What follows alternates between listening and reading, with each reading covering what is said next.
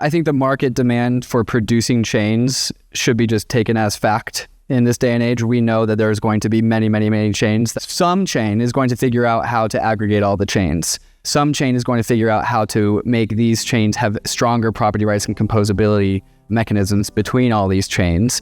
And that one chain is going to incentivize the production and aggregation of even further chains. And that chain will become money. Bankless Nation, for those of you who did not make it to permissionless this year, there were some pretty hot conversations that were held over those 3 days at the conference. The spiciest conversation, or debate, I should say, is what you're going to hear right now. It's a debate as to whether or not Layer 2s are extensions or Ethereum. This debate is between Kyle Samani and Max Resnick, teamed up on the side of no, Layer 2s are not extensions of Ethereum, versus myself and Jill Gunter from Espresso, on the side of yes, they are extensions of Ethereum. Some people said that this was the panel of permissionless, not my words. This was a tweet out of the moderator, Westy from Blockworks. It was also the last panel on the last day of permissionless, about 4 hours before my fight with King Warwick. And I used this panel to get into war mode in order to prep for the fight, and I definitely think that worked. There were also lots of other super hot panels and conversations that were held throughout permissionless. Ryan's main stage panel with Chris Dixon was super insightful. I did a DeFi main stage with Kane, Stani, and Sam Kazmanian from Frax, co-moderated by Mike Ippolito. And Ryan had an Ethereum Layer 2 conversation with Alex from ZK-Sync, Harry from Arbitrum, and Rushi from Movement Labs. All of those conversations are getting released on the Bankless Premium podcast feed. So if you're a Bankless citizen, but you're listening to this on the free feed, make sure you go get and download the ad-free premium RSS feed and then get that integrated into your podcast player so you can get all that good, juicy content. If you are not a Bankless citizen, but you still want to hear those episodes, you are in luck because we are doing something that we've never done before. We're offering an all-access pass to all the best parts of our podcasts at a price that's kind of a no-brainer for the value that you get. This is a price that includes basically everything. It's the private debrief episodes that Ryan and I record after our guest interviews, where we say things that we wouldn't have necessarily said on the interview itself. It's also the early access to all of our episodes so you can get the early scoop and stay ahead of the trends. And it's also the private bonus episodes that we keep exclusive to our paid subscribers. Content directly from the best builders that will give you an edge. So you can scan the QR code for wherever it is on the screen, or you can enter the code podcast at checkout for that exclusive discount. That's podcast in all caps. And then from there, you can click the premium feed and add your unique link to your favorite podcast player. And if you're in Spotify, we always ship the ad-free video of every episode as well, so you can watch or listen inside of your shiny new premium feed anywhere, anytime. So let's go ahead and get right into the episode. But here, first is a word from our sponsors because you're not on the premium RSS feed yet. If you want a crypto trading experience backed by world-class security and award-winning support teams, then head over to KRAKEN, one of the longest-standing and most secure crypto platforms in the world. KRAKEN is on a journey to build a more accessible, inclusive, and fair financial system, making it simple and secure for everyone, everywhere, to trade crypto. KRAKEN's intuitive trading tools are designed to grow with you, empowering you to make your first or your 100th trade in just a few clicks. And there's an award-winning client support team available 24/7 to help you along the way, along with a whole range of educational guides, articles, and videos. With products and features like KRAKEN Pro and KRAKEN NFT Marketplace and a seamless app to bring it all together, it's really the perfect place to get your complete crypto experience. So check out the simple, secure, and powerful way for everyone to trade crypto, whether you're a complete beginner or a seasoned pro. Go to kraken.com/bankless to see what crypto can be. Not investment advice. Crypto trading involves risk of loss. The UNISWAP wallet is officially the preferred wallet of Bankless, and it's the one we use anytime when we want to transact on-chain. Whether you're on your browser or on the go, UNISWAP wallet makes it easier than ever to swap anytime, anywhere. Use your wallet to transfer funds directly from a top centralized exchange and tap from thousands of tokens across Ethereum and over 10 other chains like Base, Arbitrum, and Optimism. UNISWAP wallet delivers deep liquidity, fast execution, and reliable quotes with zero gas swaps through Uniswap X. And when it comes to security, you can rest easy knowing it's backed by Uniswap Labs, one of the most trusted teams in DeFi. Their code is open source and independently reviewed, so you know it's protected. So why wait? Download the Uniswap wallet today on Chrome, iOS, and Android. And don't forget to claim your free uni.eth username directly in the mobile wallet. Start swapping smarter with Uniswap.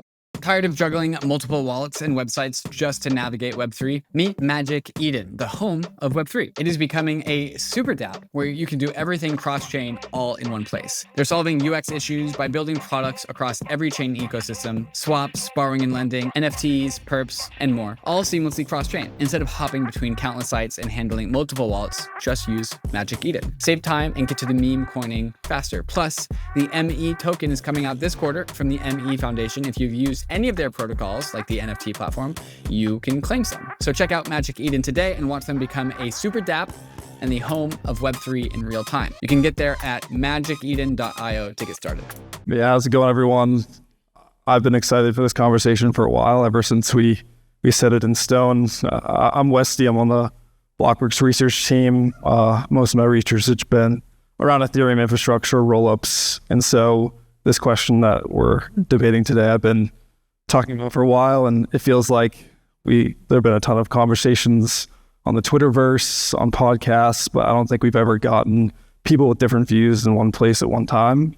So I think this will definitely be a super fun conversation. Hopefully we get some hot takes as well. And like I said, end this conference with a bang here. So I guess to start, I'd love to have sort of opening statements, if you will, from everyone on the panel so we can get a quick introduction of everyone. And then if each person also wants to go into, well, I guess their high-level thoughts or what they think of when they hear the question, are L2s extensions of Ethereum? So we'll start with Kyle here and make our way down.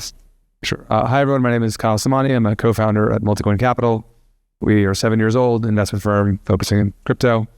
And I do not believe L2s are, in their current form, the generally used, widely popular L2s, such as Arbitrum Base, Optimism, are not extensions of Ethereum. Although there are other configurations that could be.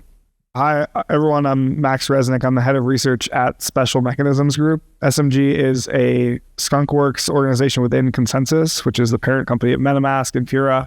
We do special projects. We work with all sorts of things throughout. And we particularly specialize in MEV, transaction supply chain, transaction landing.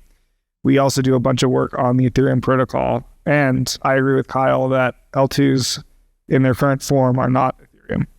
I love that you guys are already adding some nuance to this debate. My name is Jill. I'm a co-founder at Espresso Systems. We're working to solve cross-chain composability, starting with L2s on Ethereum, so very relevant. And I believe that L2s are an extension of Ethereum. I think there's two ways to ask the question. One is based on definitions. The other way is to ask it based on the goals of L2s versus the goals of Ethereum.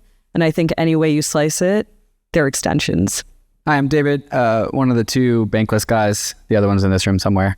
And I think layer 2s are Ethereum, are extensions of Ethereum, naturally. And I think whether or not that statement is true or false really depends on, of course, how we define words. All debates are essentially semantic debates.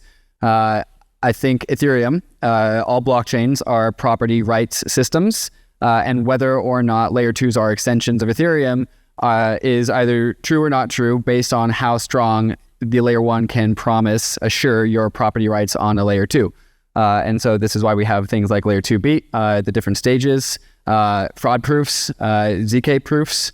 The whole purpose of layer 2s is to be a one-to-one extension of your property rights on Ethereum.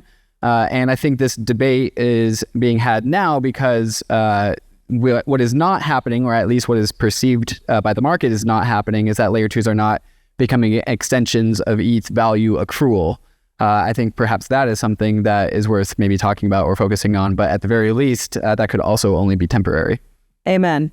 Yeah, there's a lot of threads you mentioned that I definitely want to go off of. First, we should certainly define exactly what we're talking about here, because I think that's the first question most people have is, what does it mean to be an extension of Ethereum or to be Ethereum?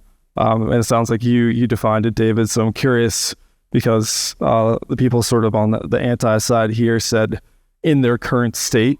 So I'm curious from this side, what would you say, like what properties would you say make something an extension that like maybe in their current state they're not, but they could be at some point in the future?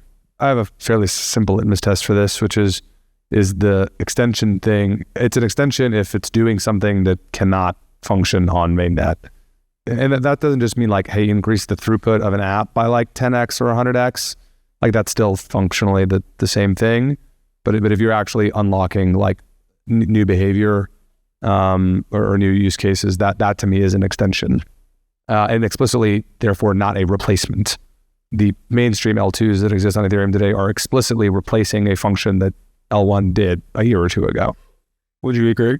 Yeah, I would agree with that. I think my test is also about whether these things are their own siloed state with network effects. And when you're your own siloed state with network effects, you naturally compete with Ethereum, which is a siloed state with network effects. So that's another thing that I would add to my definition. And then I would just add, like, go look at what the things Arbitrum DAO is spending money on. And it's basically spending money to take away the lifeblood of apps that are currently operating on Ethereum L1. And another thing, go look at the fact that Unichain just announced that they're launching their own L2. So that's a hugely popular app. The Uniswap router is one of the most commonly used, highest gas usage contracts on mainnet. And they're saying, hey, we're going to go away from mainnet and make our own L2, which again has siloed state, which is not interoperable with anything else. Today. They explicitly have on their roadmap interoperability and composability as a goal. So are we taking Unichain as it exists, or I'm not even sure the state and it exists in today, or are we taking L2s at the word of their roadmap? So like according to your logic, Jill, if we put like 1 million TPS on the roadmap, does that mean that Ethereum is scaling? Like I just think we live. Do you have a viable path to get there? We've been saying Ethereum is scaling for years. I think you would agree with that. I would not agree that Ethereum has been scaling for years. I don't think we've done any. I guess because you see L2s not as an extension of Ethereum. I want to address what Kyle said, though. I mean, I think, firstly, we can simplify the definitions. What is Ethereum? It's a world computer. It's a platform for innovation. And what are L2s? They're applications. They're a specialized form of application, but they're applications. And I would contest the statement that L2s are only extensions of Ethereum if you're doing something you fundamentally can't do on the mainnet. I'm not sure that I really understand that. But I would say that regardless of that definition, you are doing something on L2s that you can't do on the mainnet. You have a totally different dynamic around transaction costs, throughput, etc. I'm surprised to hear that statement coming from someone who's such a big backer of Solana, because what would be the use case of Solana? What would be the reason for a developer to go over to Solana if that was not, by your own definition, a fundamentally different experience than you could get on Ethereum? That's what L2s are offering to developers today. Solana competes explicitly with L2s. So like I agree with that. But the frame of the question is not Base versus Solana, it's Base versus Ethereum. Yeah, but you're getting why would any developer choose between these things? Why wouldn't they just go to ETH mainnet, as of a few years ago, which was where all of the activity, all of the users, all of the liquidity was, because they're getting a fundamentally different experience on Solana.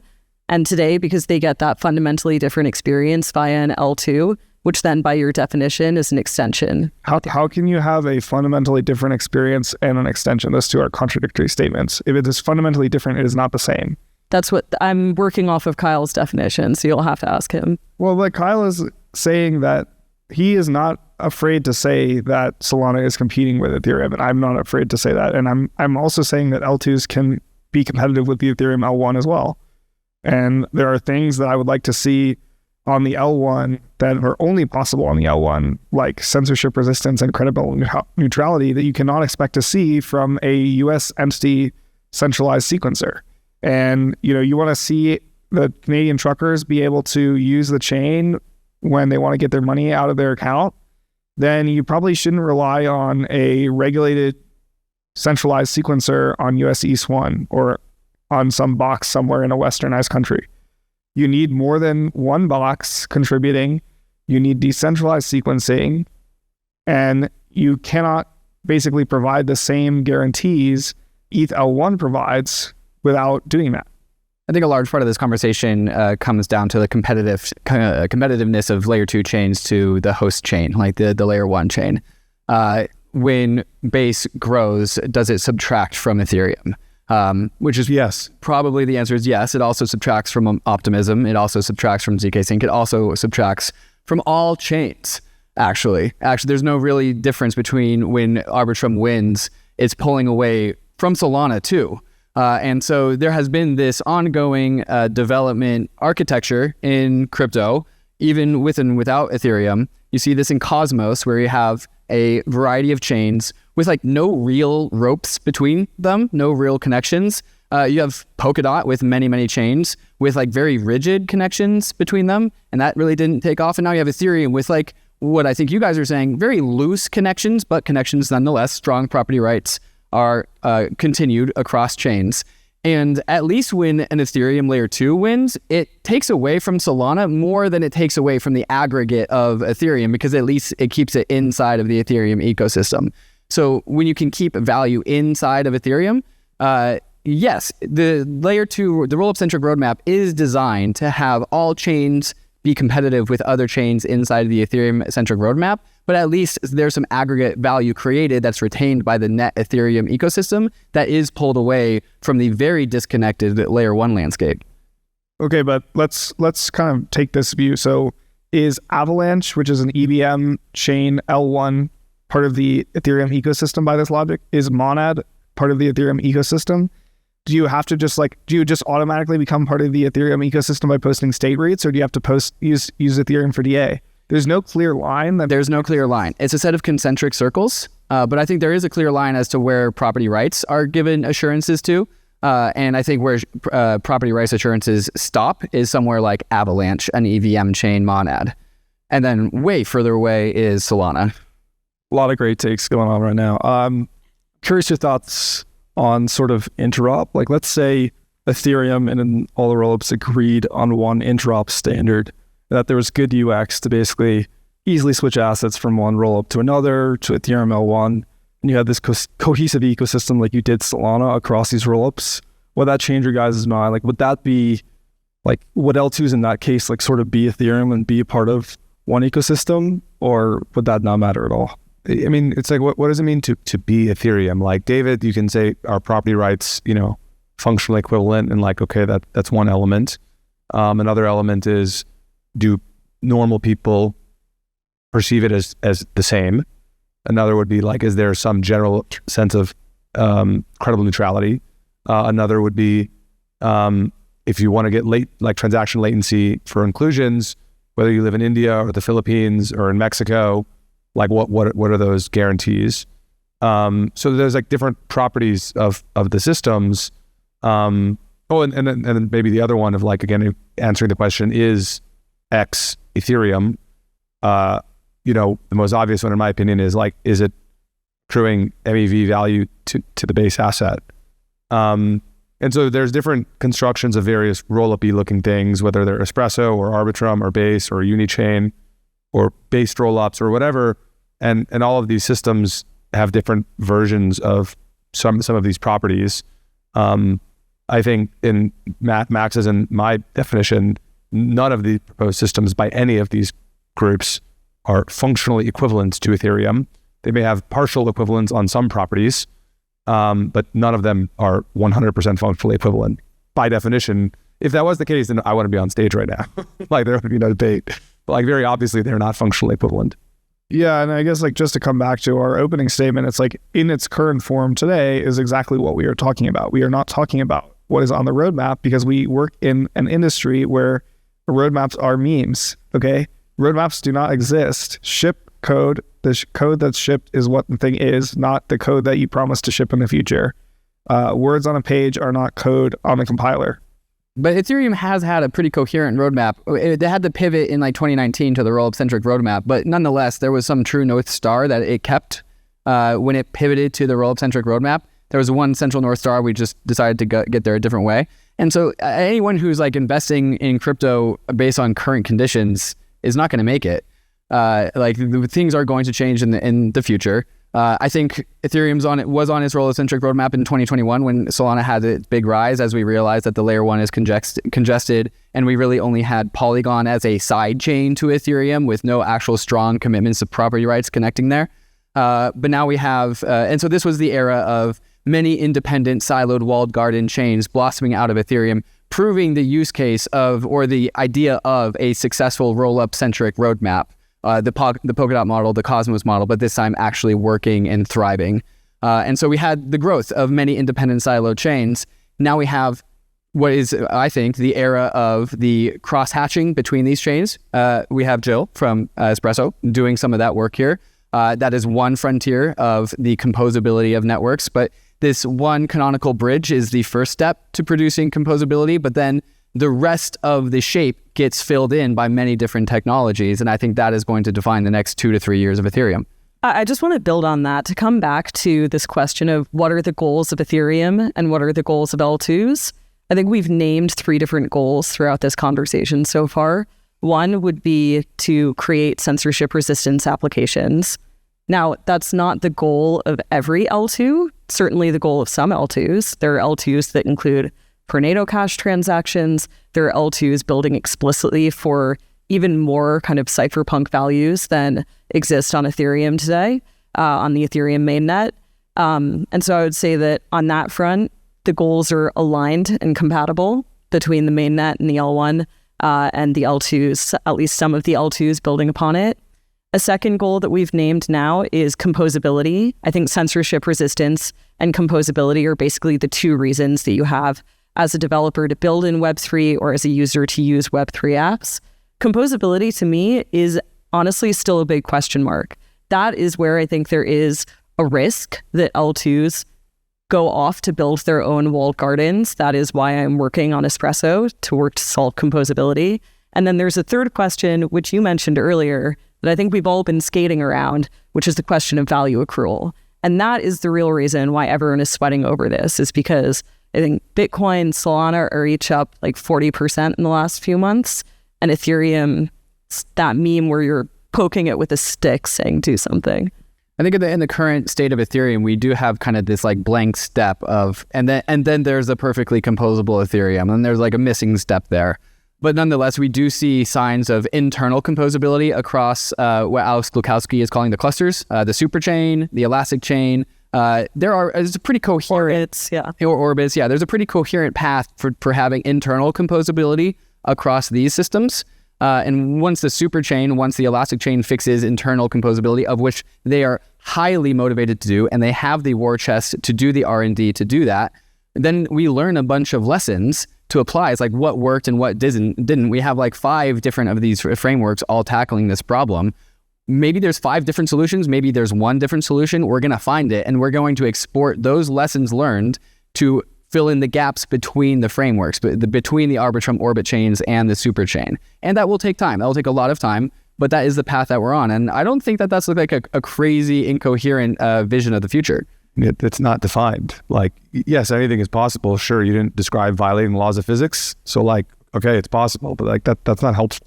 Like, you're just saying, I'm not proposing breaking the law of physics. I mean, there's another thing you said, David, which is that it didn't work for Cosmos, and it didn't work for Polkadot. This time is different, man. We actually have the chains now. Like, it is currently working. You know that like Arrested Development meme? I mean, first of all, we'll see what happens when the liquidity rewards dry up on Arbitrum and these war chests run out. We'll see if it actually works. When the tide comes out, we'll see. Max, what would it have to look like for L2s to be an extension of Ethereum? What about, okay, also the other thing David said was that we've been consistent on the roadmap, but then the first thing he said was actually we shifted the roadmap from sharding. And if it was basically sharding, I think that would be like pretty consistent with being Ethereum, but it's not sharding. It's a separate team building a separate system, which is not composable. With separate economics. Has a separate economics and its own token that it's distributing to its team that does not depend on ETH at all. And it's making money for itself and for its team members and for its token holders and not for ETH. New projects are coming online to the MANTLE Layer 2 every single week. Why is this happening? Maybe it's because MANTLE has been on the frontier of Layer 2 design architecture since it first started building MANTLE DA, powered by technology from EigenDA. Maybe it's because users are coming onto the MANTLE Layer 2 to capture some of the highest yields available in DeFi, and to automatically receive the points and tokens being accrued by the $3 billion MANTLE treasury in the MANTLE reward station. Maybe it's because the MANTLE team is one of the most helpful teams to build with, giving you grants, liquidity support, and venture partners to help bootstrap your MANTLE application. Maybe it's all of these reasons all put together. So if you're a dev and you want to build on one of the best foundations in crypto, or you're a user looking to claim some ownership on MANTLE's DeFi apps, click the link in the show notes to getting started with MANTLE. Imagine a future where AI and blockchain converge, where decentralized intelligence operates transparently with Web3 infrastructure, unlocking boundless human potential. And that future is here with Zero Gravity, the first decentralized AI operating system. Zero Gravity isn't just faster, it's 50,000 times faster and 100 times more cost efficient than current alternatives, unleashing the power of high data applications and modular AI. With unrivaled throughput, limitless scalability, and a verified AI framework, Zero Gravity is turning the dream of on-chain AI into reality. Curious about how AI and Web3 can reshape the future? You can visit zerog.ai to explore the infrastructure that's revolutionizing decentralized AI. Yeah, I definitely want to go there to the economics and value accrual, which we have been skating around a little bit. So I guess that brings about the question that I hear a lot, which is, are L2s parasitic to the L1? So I'll pose that question to Kyle. In a counterfactual world in which the L1 was otherwise scaling and sequencing, yes. If that is not your counterfactual world, then no. But like that's kind of like implicit, like the question implicitly is being asked against that counterfactual. Otherwise, you just say we're scaling the magic thing, but like you need to position it against something. Would you guys say that the L2s are parasitic, symbiotic? Yes, they are parasitic to Ethereum. They are also net generative of value inside of the Ethereum ecosystem. And so when Arbitrum attracts the marginal user, they attract it to the Ethereum ecosystem. And by the way, the dominant asset on Arbitrum and all of the major L1s is ETH. Mm-hmm. So there's demand in these ecosystems for ETH. And there's pathways to exponentially grow the user base of Ethereum from what we've seen anytime historically on any chain. And that transaction volume and the growth of the user base, the growth of holders of ETH, including long-term holders of ETH, who will probably still do that on the L1, all of that is value accretive.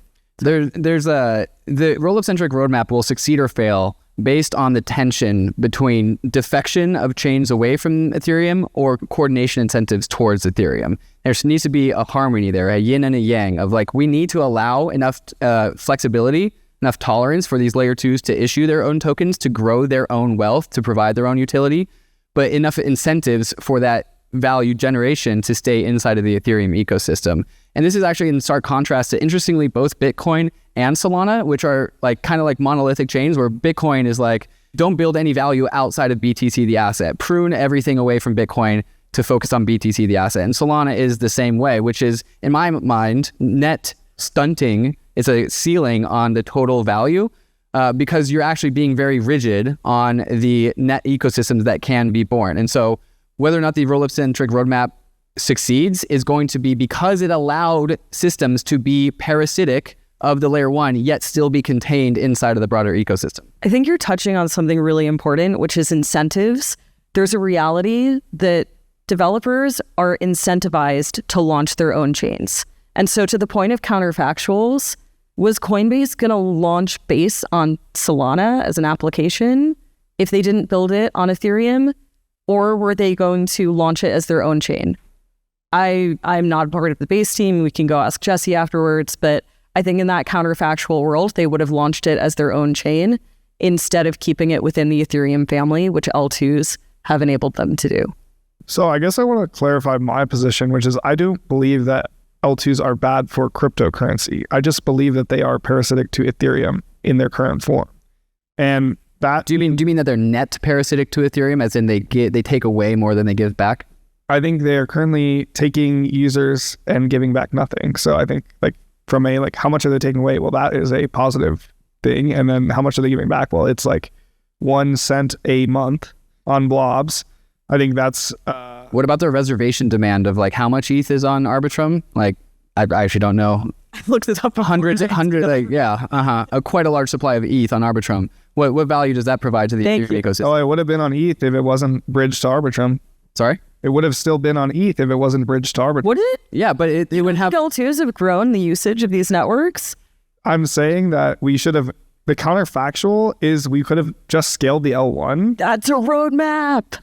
And Layer 2s are the largest buyers that will ever exist of ETH because of how big the layer 2s are going to get. L2s are not buyers of ETH. What? No. Users I'm counting the deposit contracts as net buyers of ETH. That's not a buy. That's a move. it would have been on the ETH. It was already on L1 by definition previously.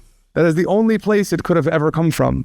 It was already there. The net value of these ecosystems, the value that they provide to the world, is in addition to the Ethereum ecosystem, and that value is creating reservation demand for ETH the asset. So the value is in addition to the Ethereum. I thought they were part of the Ethereum ecosystem. For all that you guys have said in this panel so far, this debate so far, that we can't talk about roadmaps don't exist, your counterfactual depends on a scaling roadmap for Ethereum that has never existed.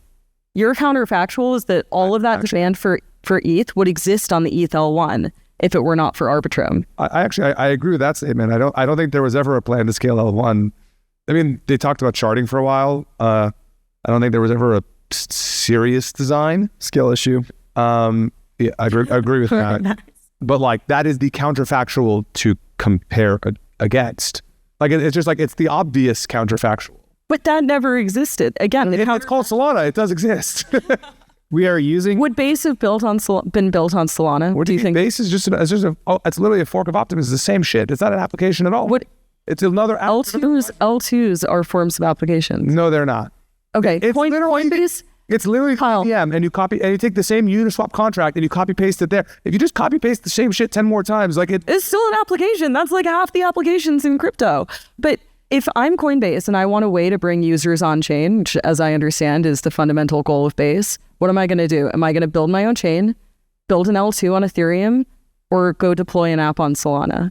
I'm going to either build a chain or build an L2. none of the above. You can just be a broker and you can look Coinbase today. You have Coinbase UI, whether it's the retail app or the pro app or Prime app or whatever, and you've got a database on Amazon, and like the front end happens to point at the back end, obviously, because Coinbase owns both of them, and like the back end is there, but the front end could point at any other place, and that other place or other places it could point to could include Ethereum mainnet, it could include Arbitrum, it could include Solana mainnet, it can include fucking Avalanche. Who cares? And like. So saying that like they needed Base to exist is incorrect. They already have the users, they have the KYC, they have the apps on people's phones. They can just tap into liquidity anywhere. The Base is by definition unnecessary. I mean, they literally forked Optimism. Like it doesn't have to exist at all. Can someone let Brian know? Let Brian Armstrong know? Yeah, actually, I would love to chat. Seriously. So one thing I do want to get back to is you guys mentioned sort of like ETH the asset. And one thing, like with this relationship between L2s and L1, whether they're parasitic, symbiotic, sort of all comes down to ETH the asset, because that sort of is the exchange, right? Like L2s are paying the L1 to post their data, and in return, they're sort of allowing ETH to proliferate on these L2s. So I guess I want to get your guys' take on sort of ETH the asset. Is it enough to have it on these L2s? Is ETH money on these L2s? Like where does the actual value accrue for the L1 from ETH? I think we're going to have a very hard time in this conversation because Kyle doesn't believe in money. So there's a very easy litmus test for this. So the only assets at scale that are quoted in ETH or in Sol are NFTs. NFTs, in fact, on no chain are quoted in dollars. They're only quoted in native assets. But like NFTs today are down 97, 8, 9%, something like that. And if you look at liquidity pools, the vast majority of quote pairs across both CeFi exchanges and DeFi are against dollars. There are a couple of pools that are ETH denominated, like it's not zero, but I bet you across all ETH L1 and ETH L2s, I bet you ETH quotes as a percentage of LP volume, percentage of TVL and as a percentage of actual volumes, I'm guessing is on the order of 2 or 3%. The number one pair on Ethereum L1 is ETH USDC. The number 2 pair is ETH USDT. So in this industry, we're going to just settle for the United States dollar as the unit of account because that's not the cyberpunk future I'm looking forward to.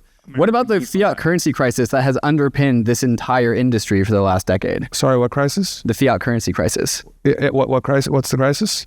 The one that we keep on printing all of them, how we printed $16 trillion in 2020. What is I understand you described a set of facts, but what is the crisis? The devaluation of fiat. What's the crisis? People being able to store their wealth, store and maintain their wealth. Dude, there's an infinite number of assets in the world you can own. Saying like, okay, we were all in Solana for the last 4 years, Kyle. Huh?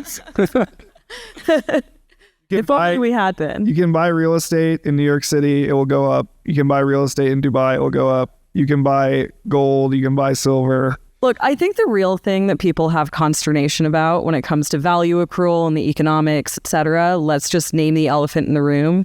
It's that L2s have tokens too.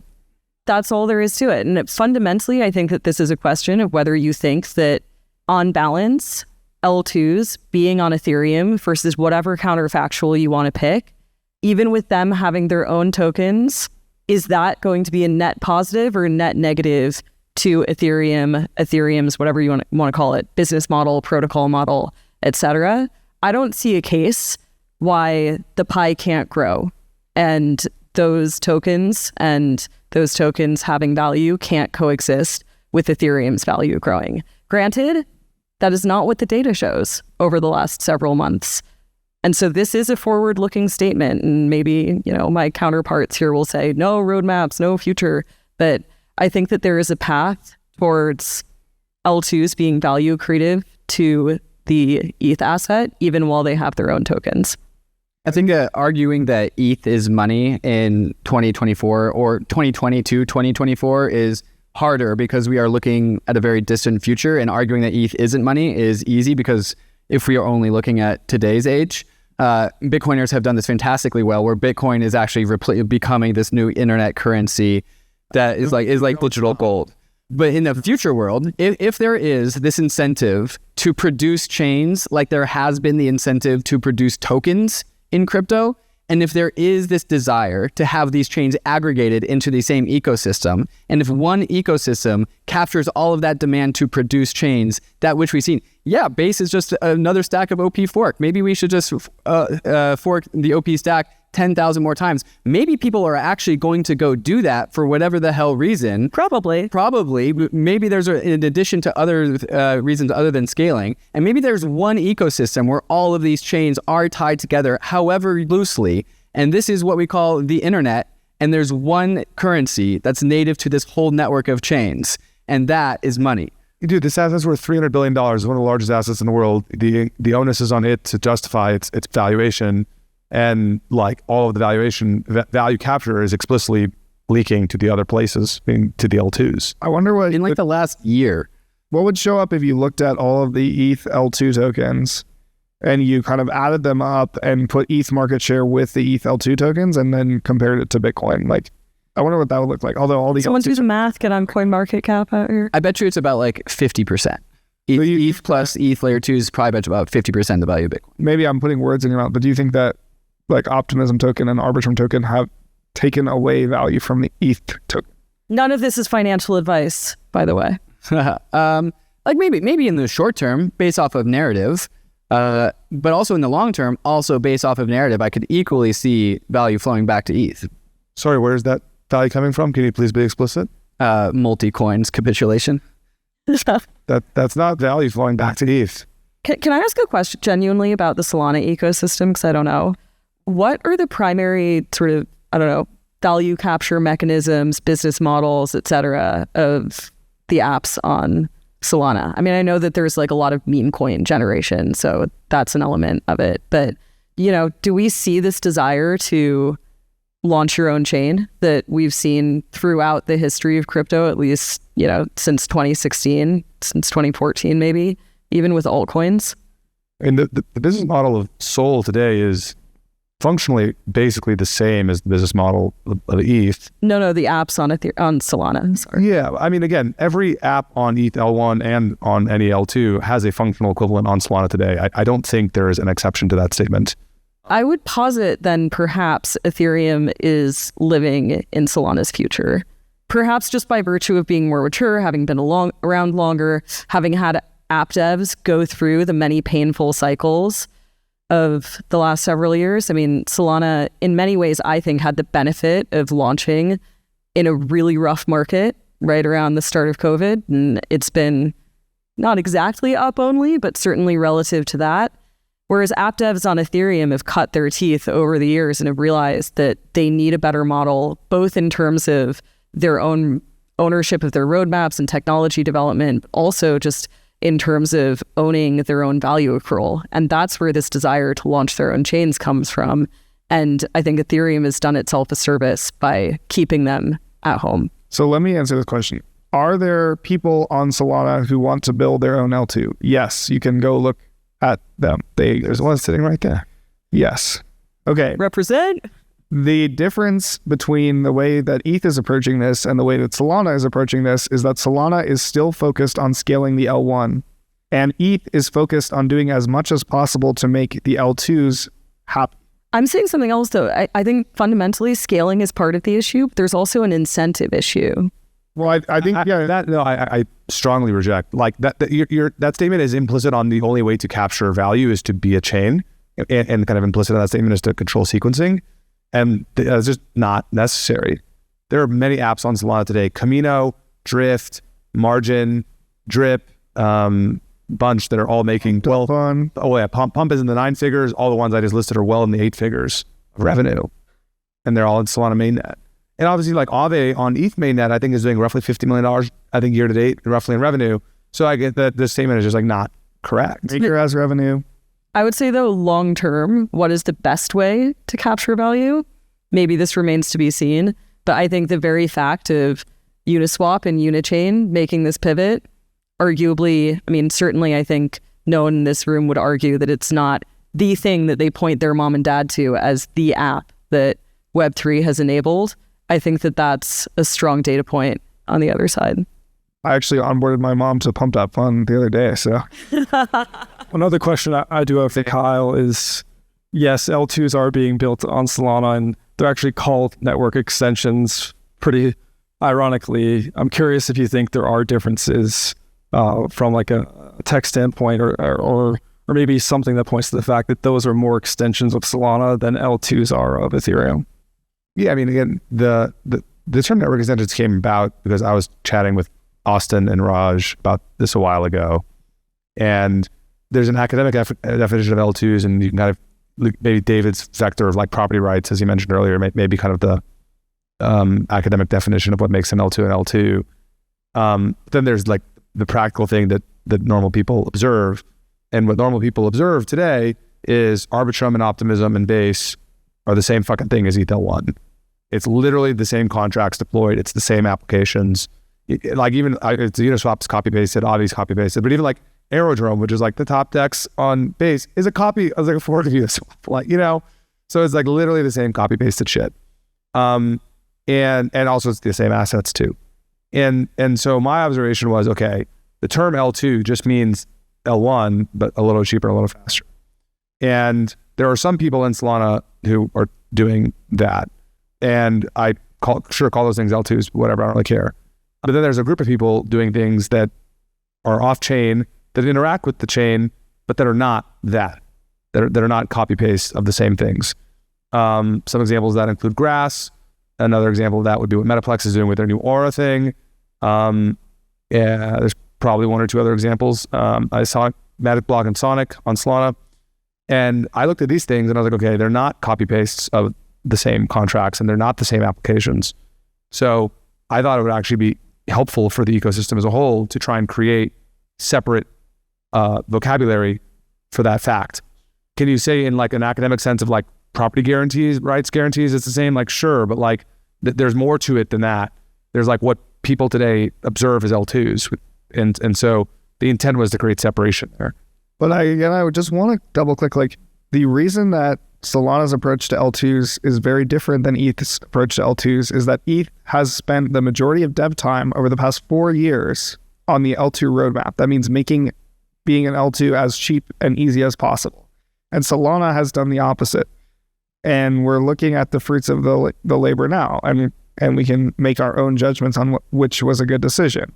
But to say that there are L2s on Solana and there are L2s on ETH, and therefore both of them have an L2 roadmap is wrong, because the roadmap on Solana was never to make L2s awesome. It was to make Solana awesome and to increase the throughput to 1 million TPS, and they're working on it.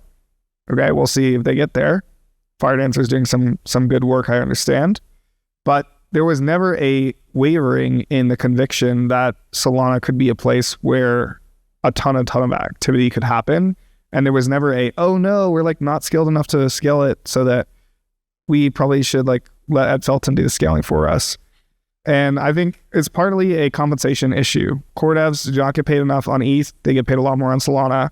And if you went to like Ed before he started Off-Chain Labs and said, hey, Ed, like we really want you to work on scaling the core protocol, and here's $1 million, and you're a really smart guy, hopefully you can help us with that. Would he have launched a token? I don't know. Maybe not. And I think the same is true for a lot of the other talented people that have started L2s. If we just compensated them appropriately, like Solana is doing for the developers, we could probably have good developers working on scaling the L1 and not working on launching their own L2 token and creating time boosts to attract as much value to that token as possible. I think part of your perspective, Max, is just because I think you're kind of like a layer one maxi, like call it Ethereum, Solana, whatever. You just like, you prefer value capture to beyond the layer one, and that's your frame of reference, right? I could be convinced that the Ethereum project has over-indexed on subsidizing layer two. I could be convinced that the Ethereum layer one once upon a time had this DeFi golden goose that is more or less giving up for free to a network of VC funded layer twos that are more than happy to take it because Ethereum is not scaling the layer one. I could be convinced of that. Yet also at the same time, the Ethereum network of chains model, which I keep on returning back to, is also under competitive threat as well. Celestia would love to take DA consumers away from Ethereum. And I think the Ethereum DA is at 75-80% capacity, and filling in that last 20% is going to be relatively easy, and it's probably going to be done in the next couple months or so. And so it's really about, do you believe in the Rollup-Centric Roadmap? What do you want your priority to be? Ethereum is trying to do it all, and I know some people therefore invest in Bitcoin and Sol as the barbell, and some people think that Ethereum will eventually do it all because it will eventually have very fast layer one block times, and it will also have a network of chains. And I think it's really just a matter of perspective of what design architecture you think is valuable. I think we have to decide to be the best at something. We cannot be the second best DA layer or the third best DA layer, the second best execution chain or the third best settlement layer, the first best money. We cannot do that. We cannot be the second best on everything and expect to win. We have to be the first best on something. Yeah, I mean, that's my comments I made about North Star over the last couple months reflect. It's like, well, like what does DeFi mean in the extreme case? And to me, that means there are, thousands of consensus participants, if not tens of thousands, who are all over the world. And those people are synchronizing financial market information, AMM curves, CLOBs, DEX positions, whatever it is, payments, whatever, it doesn't matter. And that information is synchronizing around the world at the speed of light to anyone who raises their hand and says, I have a piece of hardware that can deal with that.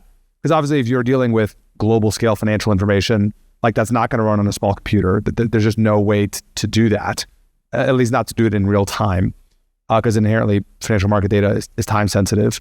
And so it's like, okay, well, what are you building? And if you want to just say, look, we're building one server somewhere, and yeah, we get you using property rights guarantees based on this other DA thing underneath, like, okay, that's a thing. It is functionally similar-ish to the thing that I just described, but like it is not functionally the same thing. And like the question is like, what are you building? And in my mind, like if you're not synchronizing the world's financial market information in real time around the world to everyone who raises their hand and says, I have a piece of hardware for it, then like that's not DeFi. We're building the first best settlement layer, the first best property rights engine, as David put it.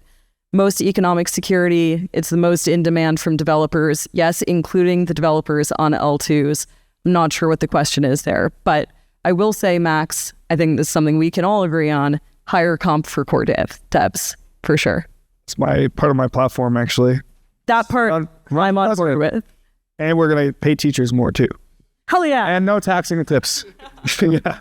So unfortunately, we're already over time. I definitely wanted to see that play out a bit. So I guess to close things out, if everyone could give, I guess, closing remarks based on this conversation, maybe we found some middle ground, maybe you want to solidify a position. So I guess we'll start with David this time and work our way down this way. I think the market demand for producing chains should be just taken as fact. In this day and age, we know that there's going to be many, many, many chains. That's the first thing that happened after we made Bitcoin was we made 15 more chains. And that was the proof of work fork and fair launch era. There's going to be more chains. Some chain is going to figure out how to aggregate all the chains. Some chain is going to figure out how to make these chains have stronger property rights and composability mechanisms between all these chains. And that one chain is going to incentivize the production and aggregation of even further chains. And that chain will become money. What are the goals of ETH and what are the goals of the L2s? To create censorship-resistant apps, to create composable apps and user experiences. That one, again, I think is the big outstanding question. That's what we all need to be working on. And number 3, to have a sustainable economic engine behind all of this, value accrual. And that sustainable economic engine needs to acknowledge the reality that the best way for app devs to deploy is by doing it as their own chain. That's what we see in a mature ecosystem. And that is not at the expense of the base money of ETH. David, you mentioned that you might be convinced that we're giving up our golden goose of DeFi so that some VC-funded L2s could, take that away and they'll be happy to do it. What more you need to see to be convinced of that when Paradigm has launched 2 L2s this week and has more L2s in portfolio than they have venture partners? They know what they're doing. We should recognize it and we should immediately understand it and say, hold on a second, VCs, this is actually ETH. This is not yours. And we should immediately act to stop the migration of financial activity in the lifeblood of Ethereum off of the L1. I think that's a question to David. It's not asking a question. I was just Yeah, I think a rhetorical question. Oh, yeah. Just come back to my North Star comment. Like, these are financial systems. That's what we have. DeFi, we have payments. Like, do you be clear about what financial system you want in the world? The one I want is one in which anyone can raise their hand, whether they're in India or the Philippines or in the USA or in Europe, and raise their hand and say, I get to access the information at the same speed as everyone else. I think that is like the definition of the maximally democratized open financial system. I don't understand even an academic definition that more fully encapsulates that vision. And so like that's what I'm trying to build, and that's where I'm allocating my capital. Awesome. This is super fun. David, good luck with the fight tonight. Thank you.